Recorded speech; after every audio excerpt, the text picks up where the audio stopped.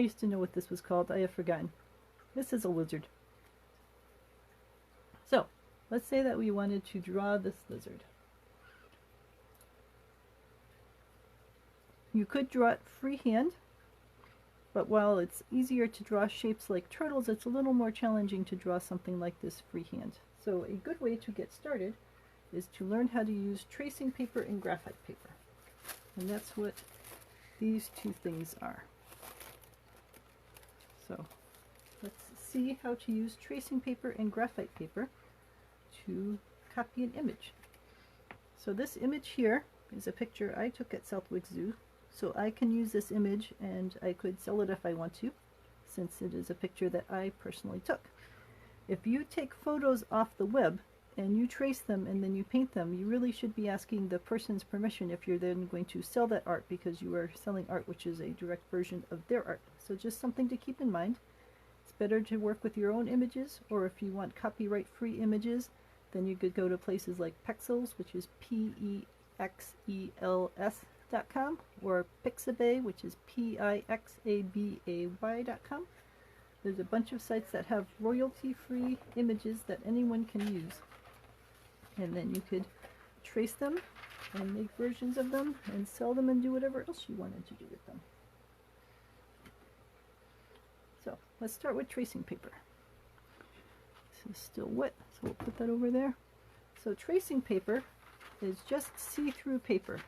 It's thin paper that you can see through. So any paper that's thin enough to see through can be used as tracing paper, or they sell stuff specifically marketed as tracing paper at most places that have art supplies, so Job Lot and Walmart and Michaels and all those kinds of things. So I have tape. This is my Sneely.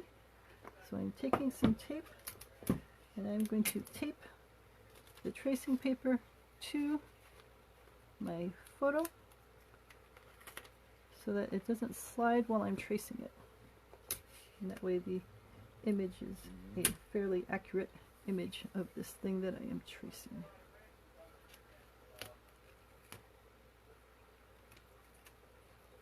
Alright, so I just got it taped down on the two sides, and that way while I'm doing this tracing part of it, I do not have things move around and slide around.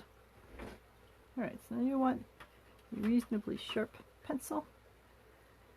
And the idea is not to trace every single last little detail necessarily, but to give you a general idea of where the different parts of it are, and that way when you do your painting version, you'll have the eye in the right place compared with the hand and all that other sort of stuff. So it's not that you have to draw in every tiny little scale, because that's not what really matters on this.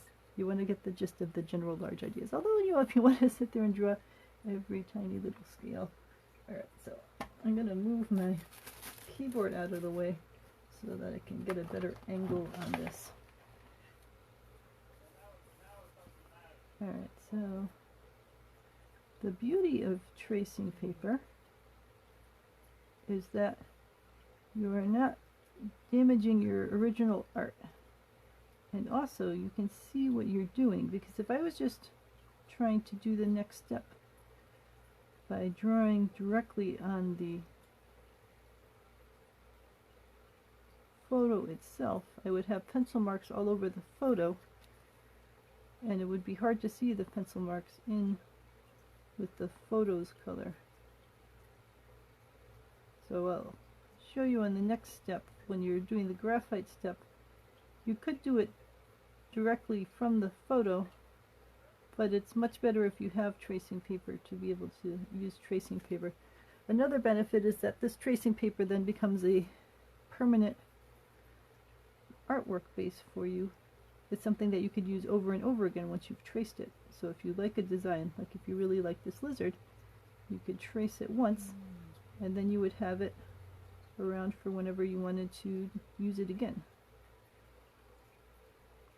So it's not a once and done type of effort. It's something that you could trace once and then use over and over again, and like years later you could work on another project using that same starting tracing paper.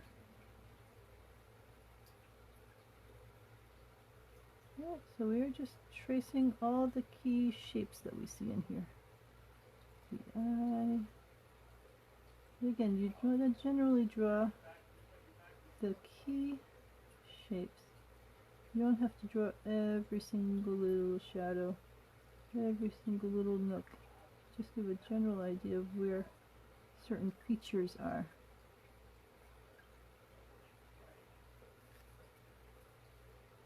And you can go as dark as you want on here because this is just a part of the process. This is not what you're going to actually be painting on.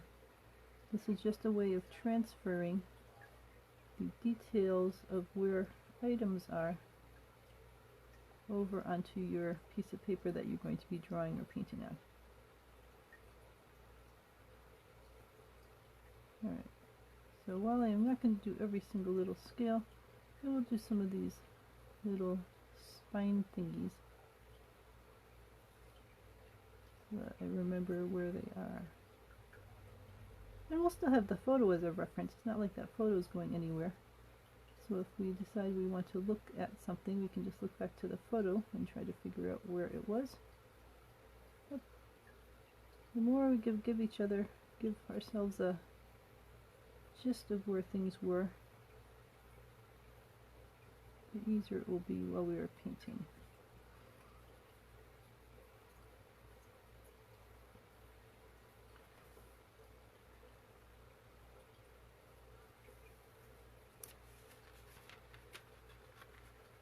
Yeah, his body sort of curves into the shadows there.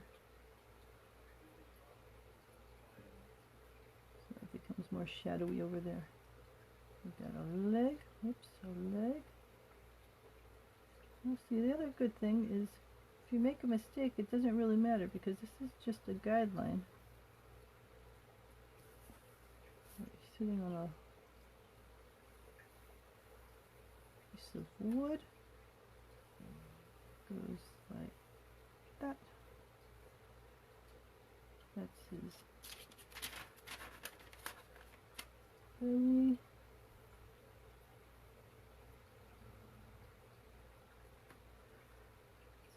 Arm.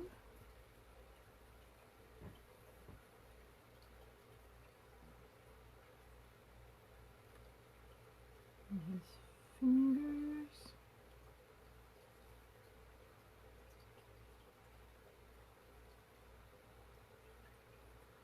Oops. Like that.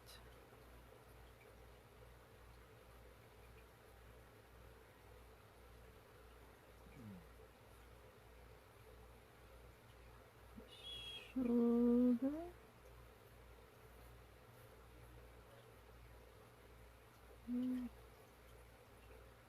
Just so pretty.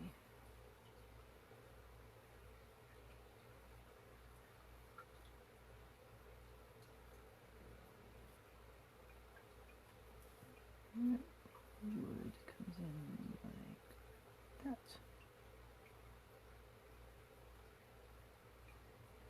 Let's put the picture up. Alright, so there's like a rock over here.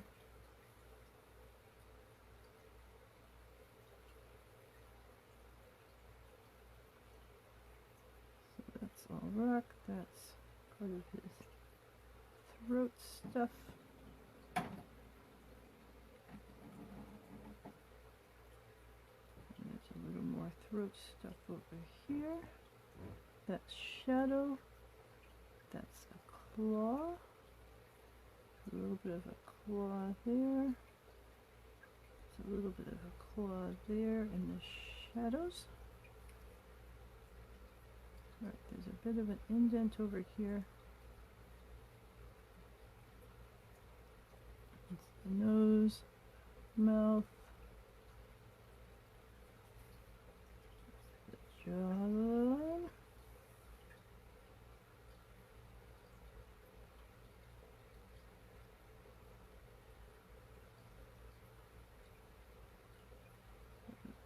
Spine ridge.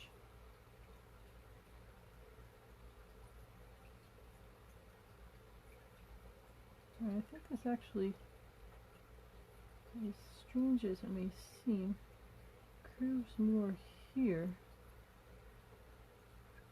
and that goes down to maybe more like the tail. So I don't think it goes this far out here. I think that's shadow.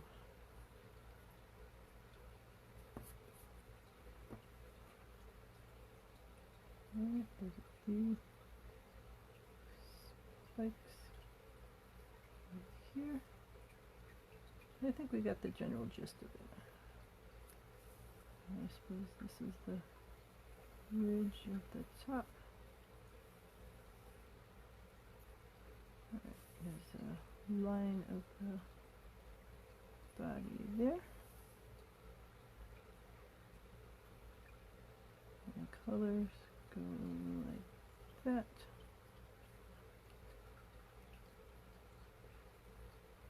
There's a little ridge there. Alright, so now we're getting into the realm of how much detail is too much detail. Because we'll have the picture to use for a model. It's not like we're going to not have the picture here. But we're just trying to get a gist of the main lines and shapes so that we keep everything in proportion where we need them to be. Alright, so the gist of the tracing part is to tape it down so it doesn't move. Tape the tracing paper down so it doesn't move. And then trace the major lines. And if you pull it apart a little, you can look at what you've drawn and make sure that you've gotten enough to give you an idea of where you're going. Alright, so I think that that there is enough of a guideline for me. Alright, you have to get the scissors. I was going to try to pull the tape off without scissors, but it's good to use the right tool for the right job. Right, scissors.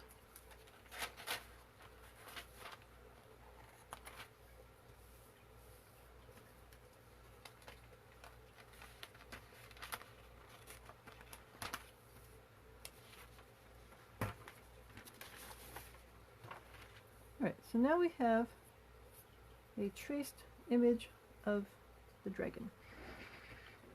So next the question is, how do we get that onto our destination material, which in my case is watercolor paper, so that it can be used? And this is where the graphite paper comes in. Graphite paper can be reused and reused for quite a while before it runs out of its ability to transfer an image. It has a dark side and a shiny side. The dark side has the actual graphite on it, which is going to get pushed down into the paper. The shiny side is just a clear coat to let you handle it. So you always want the dark side down, and it's easy to figure out which side the dark side is because it's the side that will leave a mark. The other side won't leave a mark. So you just make a little test mark and you see if you've got it set up properly. So I'll get some my watercolor paper.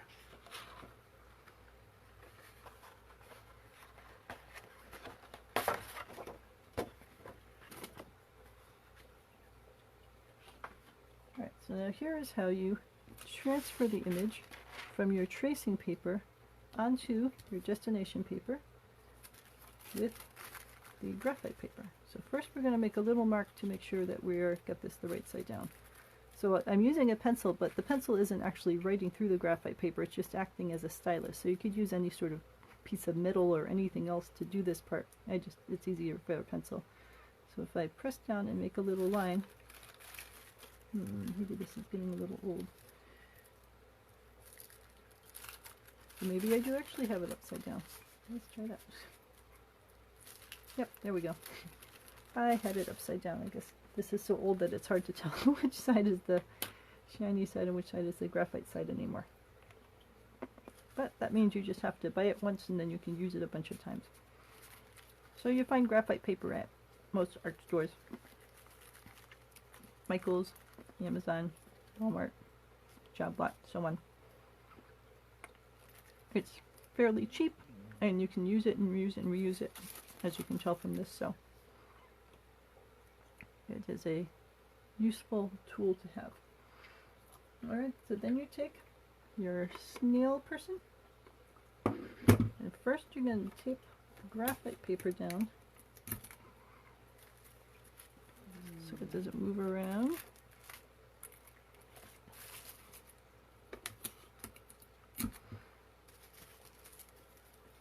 Once you verify that you've got the right side down. Alright, so we've got the graphite paper, and now we're going to tape the tracing paper to this. The reason you do it in stages is that if I just taped all of these like a sandwich, it wouldn't really be holding the graphite paper very well, because there wouldn't be any tape on the graphite paper, and the graphite paper would go moving all around. So it's better to tape the graphite paper down first, then tape the tracing paper down, and now both of them are held reasonably firm.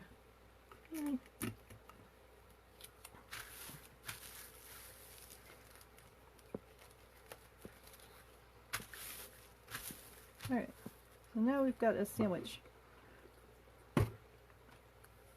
of watercolor paper at the bottom, graphite paper in the middle, and then the tracing paper. So now what we're going to do is we are going to draw over the lines of the tracing paper with, in this case, a pencil, but it doesn't really matter because it's not that the pencil is making a difference, it's that it's pushing down on the graphite paper, and the graphite paper is leaving a mark on the watercolor paper.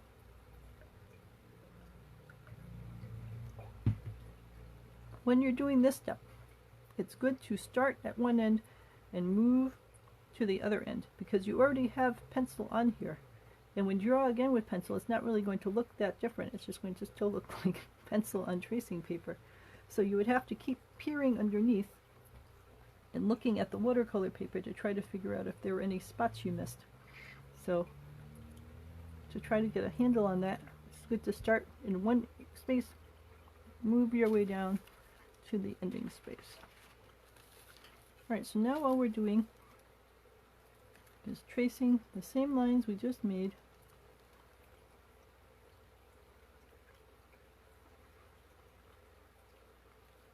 with a pencil.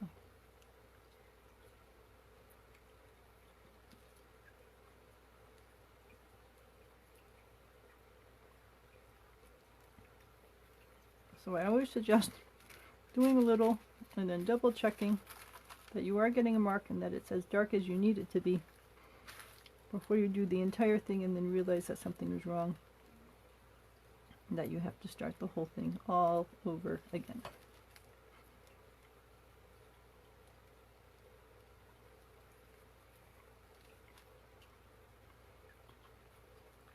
So now you're at a tracing stage. And the graphite that you're putting down is just an essence pencil. It's the stuff that comes out of pencils is what I'm trying to get at. So if you then want to erase it later, it's easy to erase. So you don't have to worry about these lines being there permanently if you don't want them to be permanently. They can be removed. It's not ink or something like that.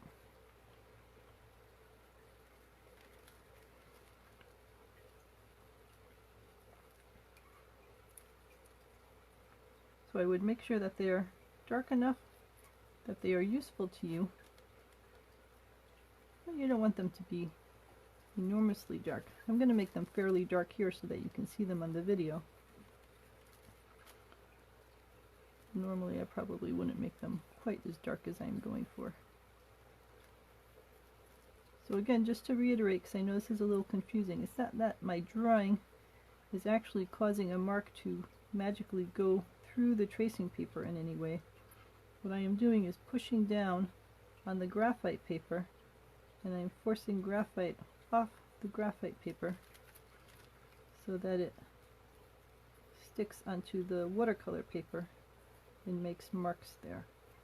So I could be doing this with a piece of metal, piece of wood, fingernail, pretty much anything that is hard and will press down on the graphite paper. But pencils in general are just useful for drawing.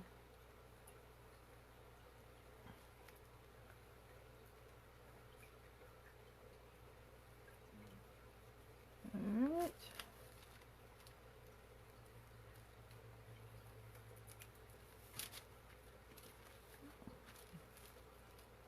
Move this up to make sure that you can see. Not that exactly it matters that you see what I'm doing right now, but it'd be good to get a gist of what I'm up to.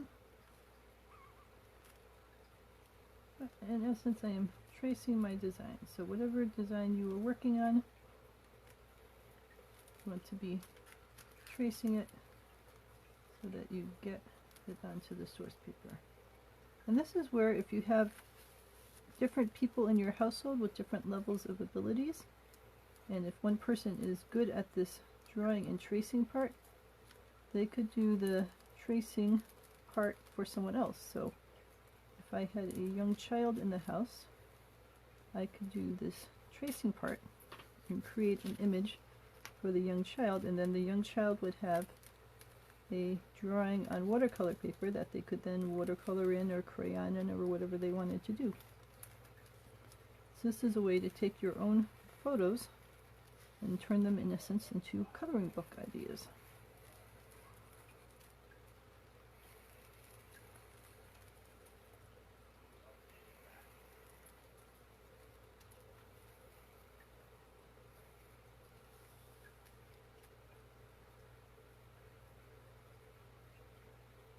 Alright, so now we're back into the shadowy area.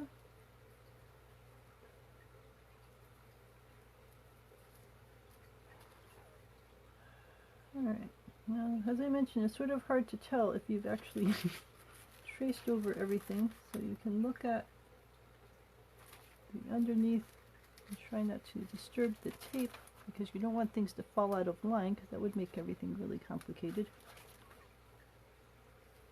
But I think I've gotten most of the major shapes covered here.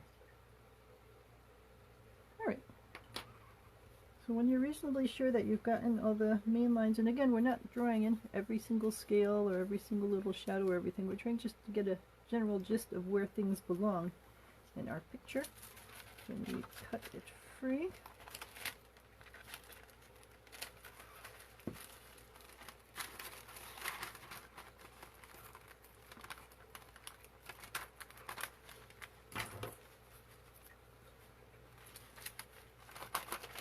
Alright, so now we've got a guideline of our lizard picture onto our watercolor paper. So when you are done, you have the watercolor paper, that, or whatever you're tracing onto, that is ready for use. You have a piece of tracing paper which you can now keep in a folder, and you could reuse that whenever you wanted to. Anytime you wanted to do another version of this lizard, you could pull this out and use that as the starting point, because this is useful. You wouldn't necessarily want to try to trace something else with it, because then it would get confusing with the two different lines. Although if you had little things, you could use these sections up here for the little things that you needed to trace. But in general, I will make an image and then I will put it aside into a folder, and that way I have a library of them. So for example, I worked on a bracket in Auburn, and I still have it here. So now if I wanted to do another image of that bracket, I would just pull out my traced image and I could use that again. The tracing paper is a little thin, so it's good to put it into an actual folder or something to keep it safe so that it doesn't tear or get hurt. And the graphite paper, as you can see, I've used this many times. I can keep using this many times, so this is a useful long-term kind of thing that you can buy.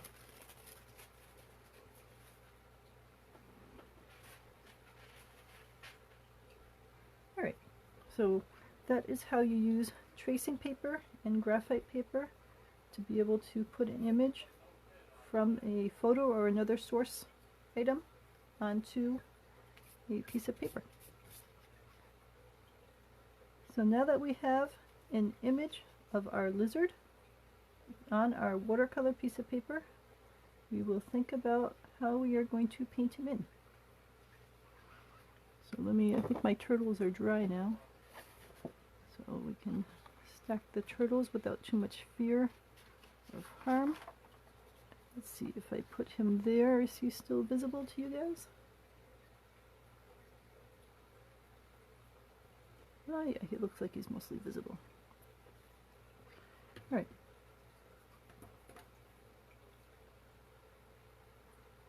I suppose I'll turn these sideways so that the little orange foot is not distracting. There we go. Right, so this is the lizard at Southwick Zoo in Mendon. And we are going to paint him in. Now, as you guys know, I like whimsy and playful things.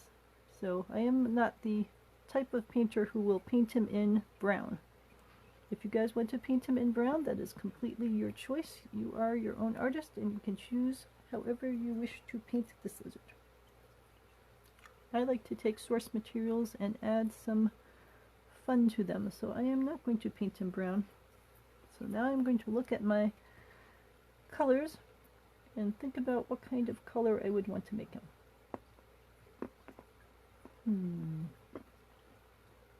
I think I will make him purple. He will be a purple dragon. Now, as a friend of mine, Scott Nelson, who teaches classes at the Worcester Art Museum, and I highly recommend taking his classes if you're able to. They offer them online right now. He recommends you always start with the background on watercolor pictures and then paint the object in the center of it. So I'm going to get a big brush and I'm going to use the wet on wet technique to fill in the background fairly quickly. So purple, I'm going to go with a light blue in the background. Or should I do a light green? Maybe I'll do a light green in the background. This dragon is in a grassy area. Let's see, or is he going to be blue? Alright, still pondering. Blue, green. Where is this purple dragon? Well, maybe I'll do blue. I'll make him up in a high perch, looking over his domain. Right, so you don't need every last little nook and cranny right now, especially with all these little crenellations of the dragon's spine here. But I'm making this all wet, so I'm taking just regular water on my brush and making this whole area wet.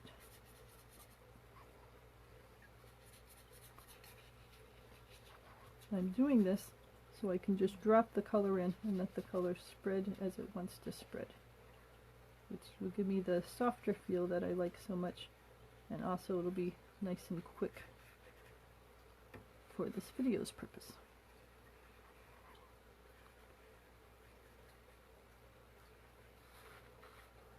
Alright, so we got that filled in.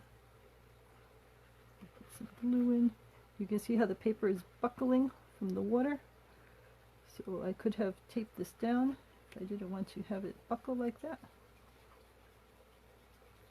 But because we're doing this fast and loose, I just let it buckle.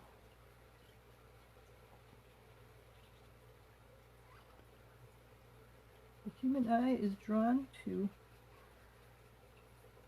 lighter areas, so I like to, with backgrounds, make the edges darker and then have it become lighter as it comes into the focus area where the object that I'm painting is.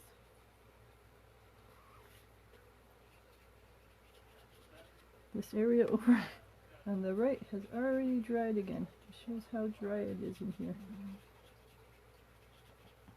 And this area up here on the top is already dried again.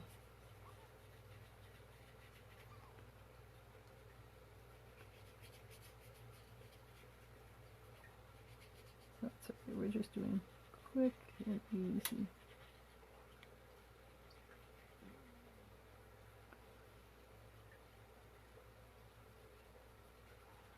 Alright, so you see how the color just sort of sways and flows to wherever it wants to go.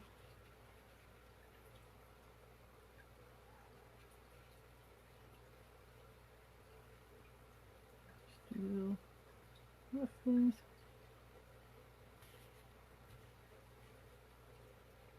That's a rock over there. Although, I mean, I suppose it was a rock now that we've got it in the sky. Well, it can still be a rock. It could be up on a rocky perch. That is fine.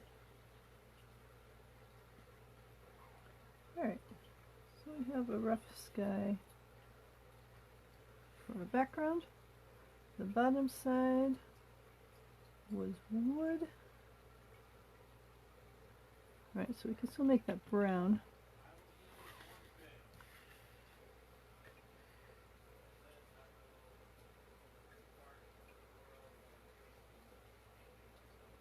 Alright.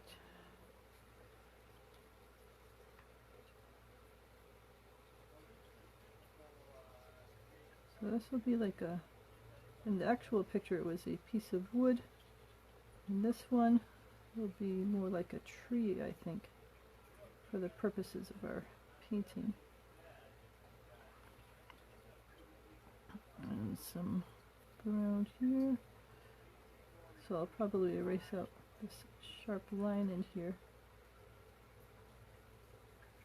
Again, because graphite paper is just in essence pencil stuff, you can then erase it if you need to.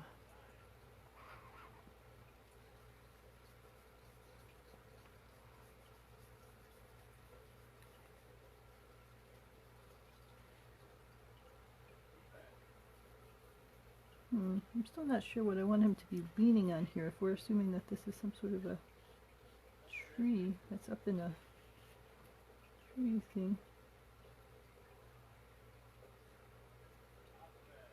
Well, it could be like a little outcropping of the tree, maybe like a nut or something like that. We'll do that. And trees have all sorts of branches and other stuff. So we'll make this thing that he's on just a little tree branch outcropping. I'll put that on there.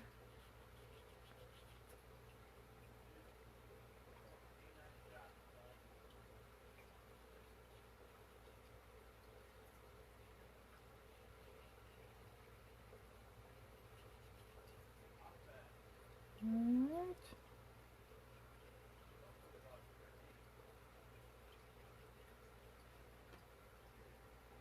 Alright, and remember that watercolors is done by layers, so it's not that this is the ultimate final version of what this is going to look like. This is just the first layer, and you could add in more shadows, or add in more this, or add in more that, or so on. Alright. This bottom area, we're going to have some sky in here.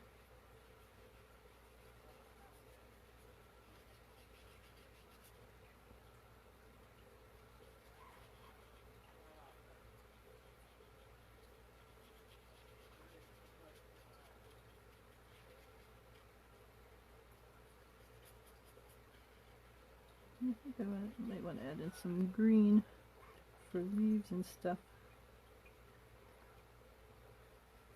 But again, the idea is not that it's a detailed background, it's just a hint of what the background is about.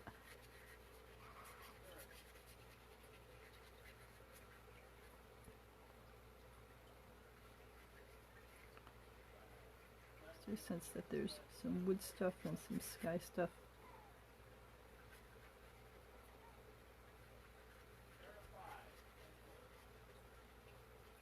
Alright.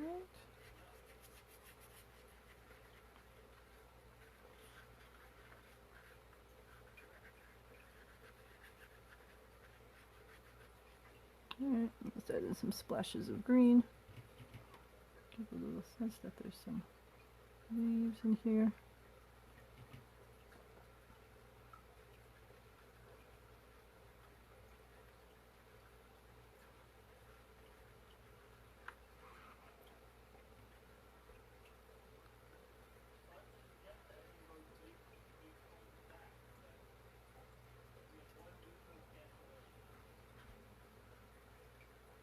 Alright. I got a general sense of what we are doing here. Lizard and tree.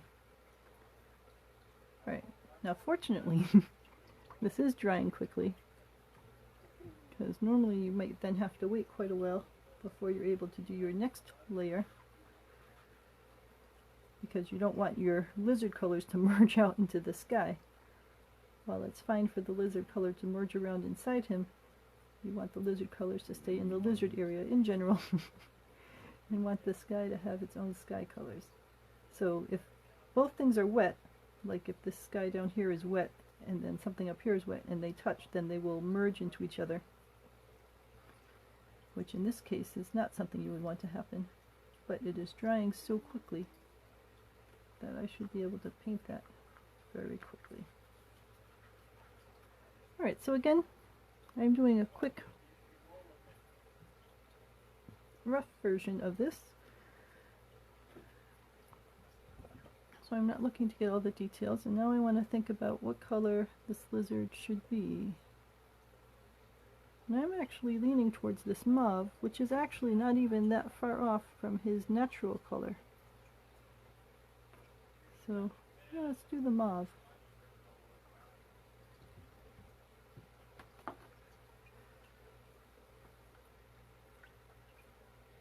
Alright, so mauve is this purple back here.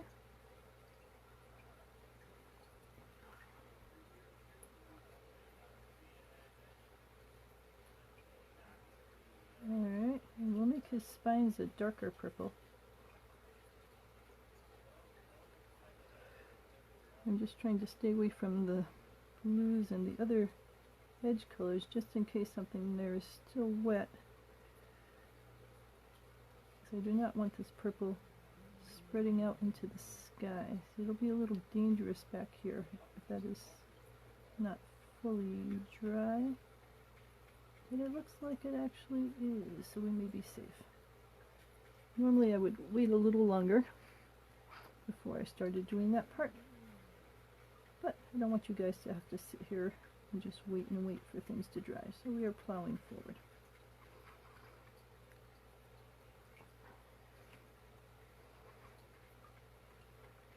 Alright, so we're putting on a first layer. Remember, watercolors do things in layers. This is the first base layer of the general mauve colors being places. Remember that it's going to dry lighter than what you see right now. So if it seems a little dark right now, that's okay. It'll lighten up as it dries. And also, think in watercolors that you generally want to paint from light to dark. And what that means is we're putting on this first coat and it's fairly light. And then if there's areas we want to make darker, we can make them darker. But it's generally hard to make things lighter because the light from watercolors comes from the light shining through the paper. And the more paint we put on here, the less light can shine through the paper, so the darker it gets. So the more paint you put on here, it's going to get darker and darker. It's not going to get lighter and lighter. You'd have to erase paint from here to make it lighter. And there are ways to erase paint by using wet paper towels and so on. But in generally, that's more challenging. So it's good to think about where you want things light and to leave them light. So if we look at the picture, the face is light. So we don't want to put a lot of paint on the face because that's going to be light in the end. So that's his claw over there. So if we want the face to be light, then we should not put a lot of paint on there from the start. And that way it stays light.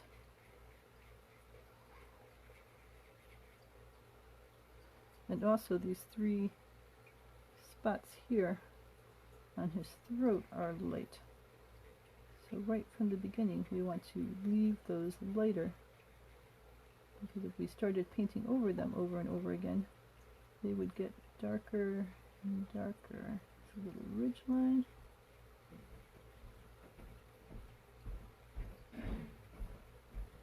We're getting close to painting time? I'm going now. I'm awake. Okay. Alright, I will head out shortly. It took a while for my eyes to... I understand.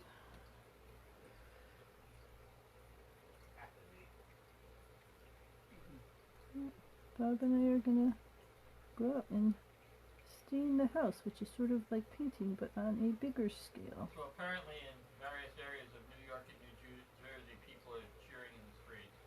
Interesting.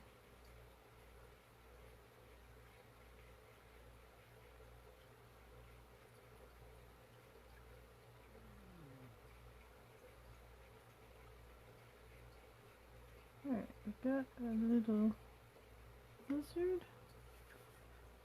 Let's see, this is in the shadows. Beard. And then this right here is his hand.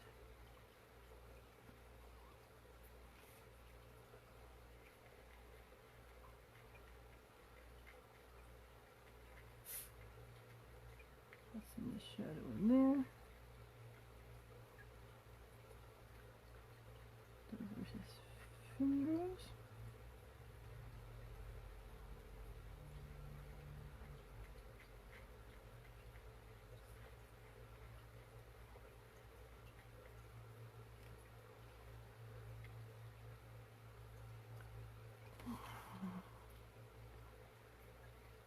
So now we start getting into the thought of layering. As I put on another layer of the mauve, you see it starts to get darker because it's blocking more light from getting through to the paper. And that ends up with a darker feeling and also a more saturated feeling in there.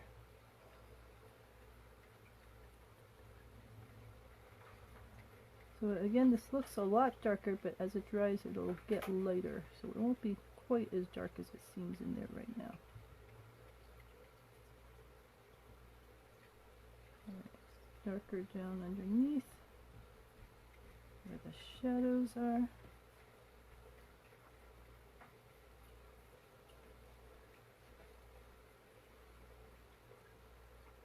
Darker under here.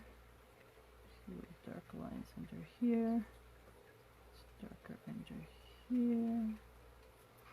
So you start thinking about where the lights and shadows are and adding in the darkness to help represent those shadows, and then you have to leave the other areas light because it's really hard to paint in light. The shadows help to show the boundaries between areas like this body part here and the arm. And underneath here, under his arm, we get the shadows in there. And then even on his fingers, you would have shadows on the bottom parts of the fingers. And that helps distinguish the fingers from each other. And the shadows in under there.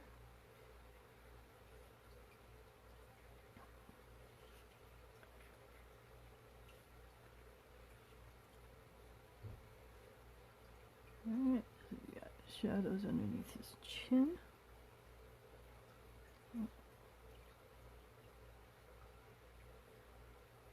This whole lower area is in shadow.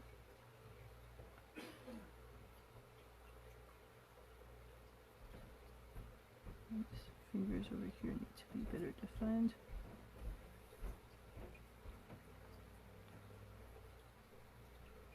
Another finger over here.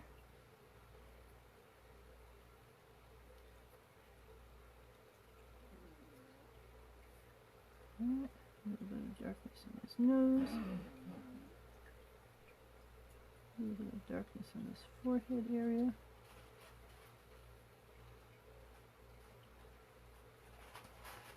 And then the eye itself I won't touch right now.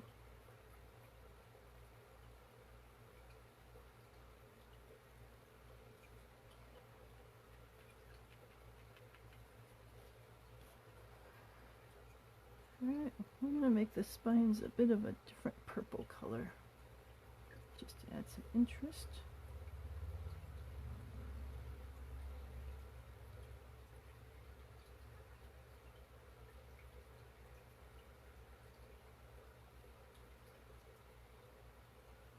We'll let them merge in a little if they want to, since this is all part of the same lizard.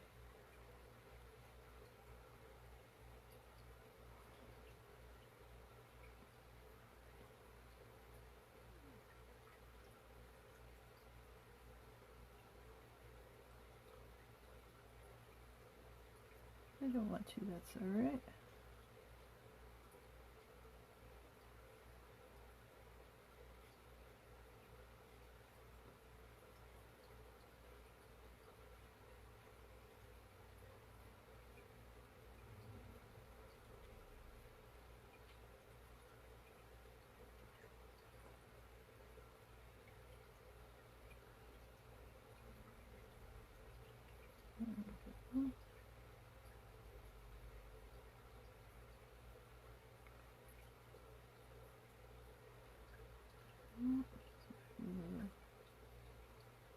This is down there.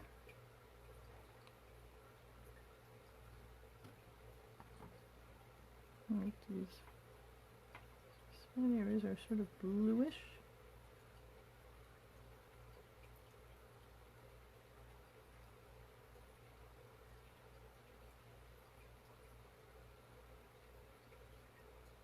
Right. A little bit of ridgy stuff going on over there. And he's actually got some bluish areas up here. Down over here.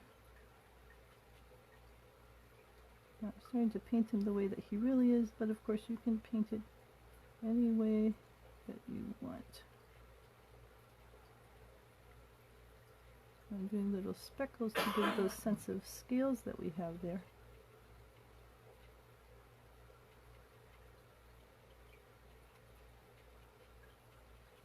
And this area up here is very light, which is why we have very little paint on it. Alright, so now we're going to do lots of little speckles. Give the sense of the speckles over here.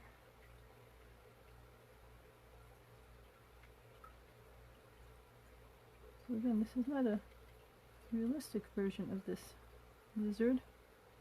I'm just giving a sense of him.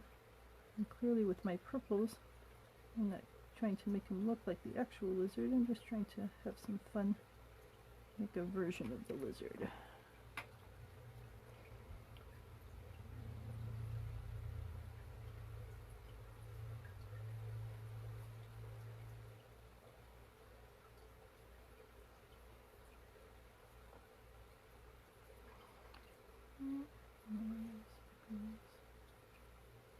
Back.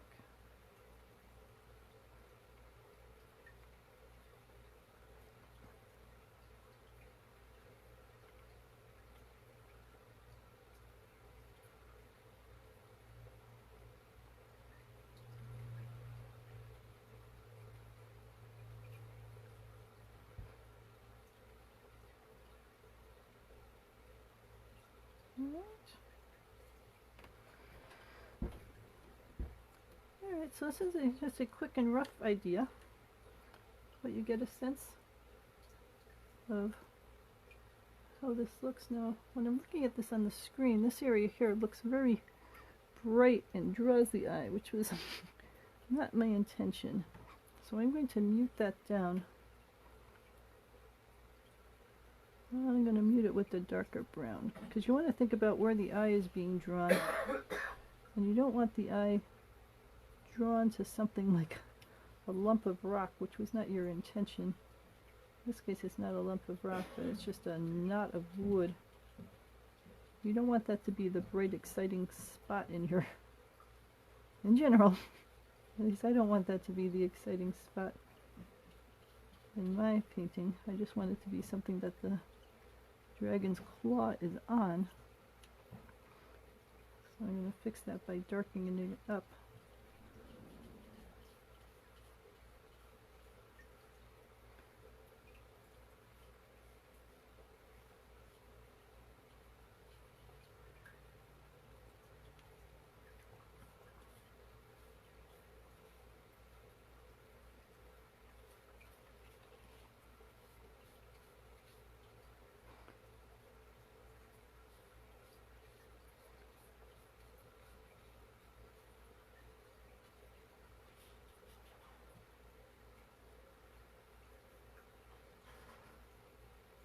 There we go. And I could work on this for much, much longer to add details to the face and to smooth out that back area a little so that it wasn't quite as sharp a transition. I suppose I could do that. A little softer between the back.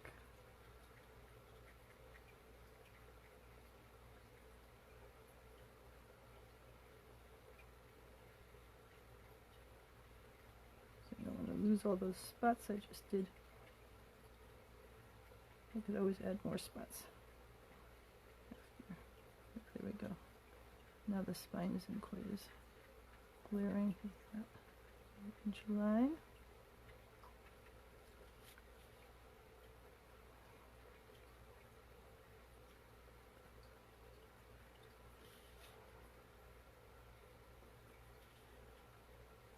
Alright, so anyway, you get a gist of how the transfer process works using tracing paper and graphite paper to move an image onto a new surface, and then you can use whatever imagination you want to be able to fill in details of that surface.